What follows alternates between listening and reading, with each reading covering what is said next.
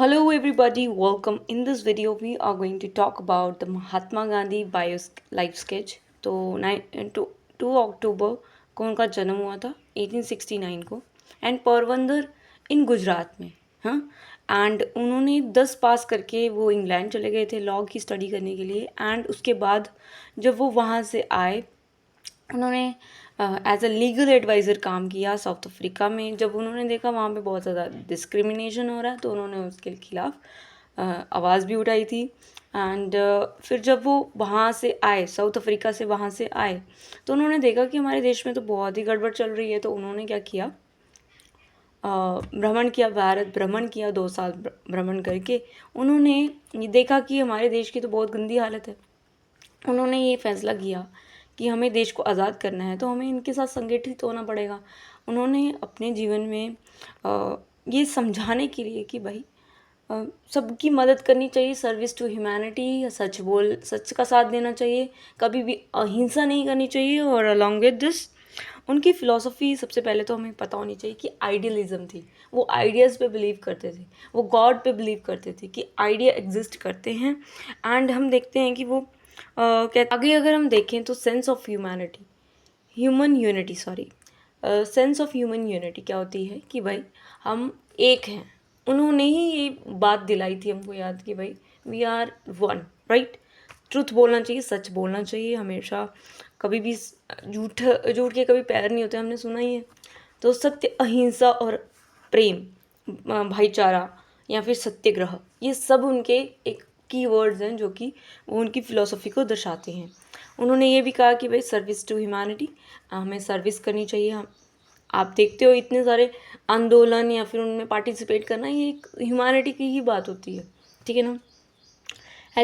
Educational philosophy क्या कहती है, तो उनके अकॉर्डिंग जो एजुकेशन है वो माइंड, बॉडी एंड स्पिरिट के जो भी जो बेस्ट चीज़ें हैं उसको बाहर निकालना, यही उनकी ऑब्जर्वेशन है। Bye education I mean all round drawing out the best in the child. कि एजुकेशन से उनका क्या तात्पर्य है कि भाई सब कुछ बाहर निकालना, ऑल राउंड डेवलप करना, ठीक है। बेस्ट जो भी मैन की बॉडी में है, माइंड में है और स्पिरिट में है, वो चाहते थे कि बच्चे जो है वो ऑल राउंड डेवलप हों। ये एजुकेशन फिलॉसफी कहती है। अलॉन्ग विद वो कहते थे कि हमें बच्चे को लिटरेट नहीं करना है, हमें उनके 3 आवर्स क्या होते हैं, हेड, हार्ट और हैंड को क्या करना है, ज़्यादा उसको बढ़ाना है, ठीक है। उसके बाद हम पढ़ेंगे इसकी salient features of education philosophy. तो भाई यही आएगा बार बार आपका कि वो एजुकेशन को तवज्जो देते थे, लिटरेसी नहीं, हमें उनको सशक्त बनाना है, उनको इनकरेज करना है। ट्रू एजुकेशन जो होती है वो इंसान के स्पिरिचुअल, इंटेलेक्चुअल, फिजिकल को डेवलप करे, उसके वही एजुकेशन उनके हिसाब से थी। तो उनके अकॉर्डिंग एम्स ऑफ एजुकेशन क्या था, तो एम्स ऑफ एजुकेशन उनके हिसाब से 2 प्रकार से थे। एक था इमीडिएट एम्स और एक है हमारे अल्टीमेट एम। इमीडिएट जो अभी अभी हमें लेने होंगे तो that is a vocational AIIMS. मतलब वो चाहते थे कि बच्चे जो भी पढ़ रहे हैं तो वो अर्न कर पाएँ, सेल्फ रिलायंट हो पाएँ, या फिर कैपेसिटी टू अर्न लाइवलीहुड। क्योंकि उस समय बहुत गरीबी चल रही थी, आपने देखा होगा कि देश में कितनी भुखमरियाँ और बहुत सारी प्रॉब्लम्स क्रिएट होती थी। कल्चरल एम्स, वो कहते थे कि हमारे देश में अगर आपको अच्छी सुखी जीवन जीना है या फिर एम्स होनी चाहिए एजुकेशन का, कल्चर को प्रमोट करें। कल्चर, क्योंकि हम कल्चरल लोग हैं, हमें कल्चरल फैक्टर को बढ़ाना पड़ेगा, है ना। हमें लिटरेस, क्योंकि उनको लगता था कि जो ज़्यादा लिटरेट हो जाएंगे वो तो देश को छोड़ के ही चले जाएंगे। देश में जो गलत जो बीमारियाँ चल रही हैं ताकि वो रिमूव ही नहीं हो पाएंगी। तो हमें क्या करना है, कल्चरल को इम्पोर्टेंस दी है उन्होंने। करेक्टर डेवलपमेंट होना चाहिए भाई। वो कहते थे कि मोरली जब तक हम डेवलप नहीं होंगे तब तक हम किसी की कैसे मदद करेंगे, हम अच्छा काम कैसे करेंगे। सेल्फ रेजिलेंट नहीं, self reliant, service to humanity, moral values, courage, strength of mind, righteousness, self restraint and service to humanity, ये सारे करेक्टर डेवलपमेंट की बात करते हैं। कि वो कहते हैं कि करेक्टर डेवलपमेंट होगा तो आपके अंदर मोरल वैल्यूज़ होनी चाहिए, करेजियस होनी चाहिए, स्ट्रेंथ ऑफ माइंड, ठीक है। ये उनकी करेक्टर एम्स थे।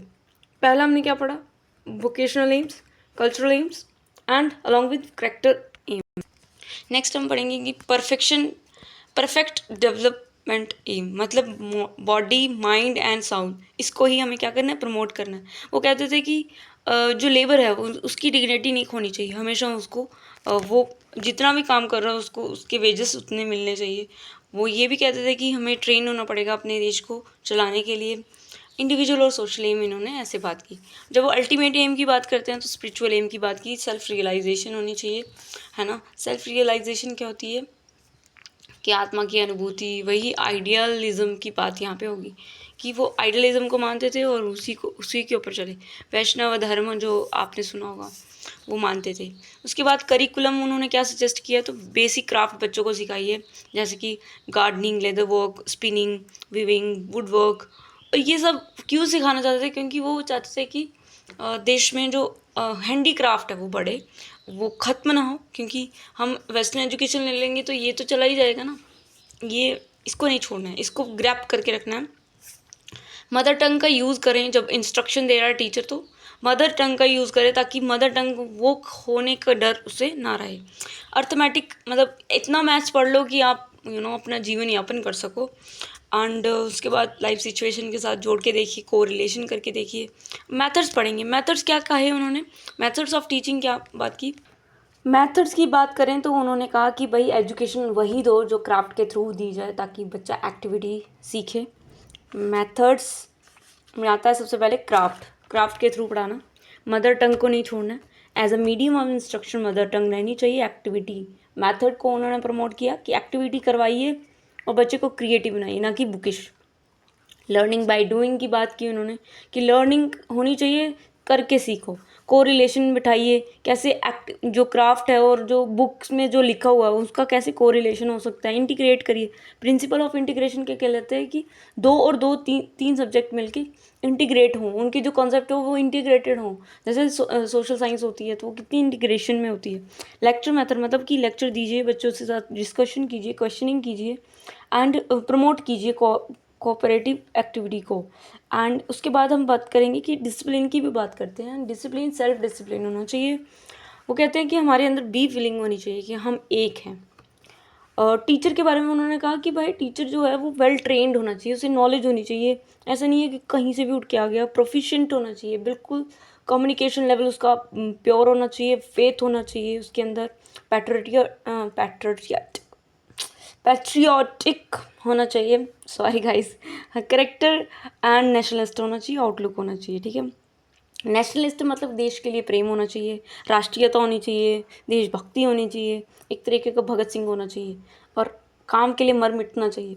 उन्होंने कहा कि वुमेन को भी एजुकेशन देनी है, ये नहीं है कि वुमेन जो है वो घर की चूल्हा चौका ही करती रहेगी।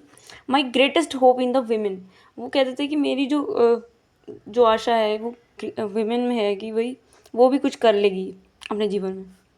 तो वो नेचुरलिस्ट आइडियलिस्ट भी। करिकुलम और अच्छे से देखें तो spinning, weaving, gardening, book craft, paper work, cardboard work, metal work, leather work, clay modelling, pottery, fishery, home craft, mother tongue, social studies, mathematics, art, drawing, music, game, physical education. तो ये सारे curriculum की बात उन्होंने की, ठीक है। Basically paper में आता है करिकुलम कि करिकुलम उन्होंने क्या दिया था और क्या उनके मेथड्स रहे हैं, कि वो मेथड्स में क्या सजेस्ट करते हैं टीचरों को कि कैसे मेथड रहेंगे, कैसे करिकुलम रहेगा। तो यही पेपर में आता है और थोड़ा इंट्रोडक्शन लिख देंगे तो हमारा महात्मा गांधी कंप्लीट हो जाएगा। Thank you, have a nice day, bye bye, take care.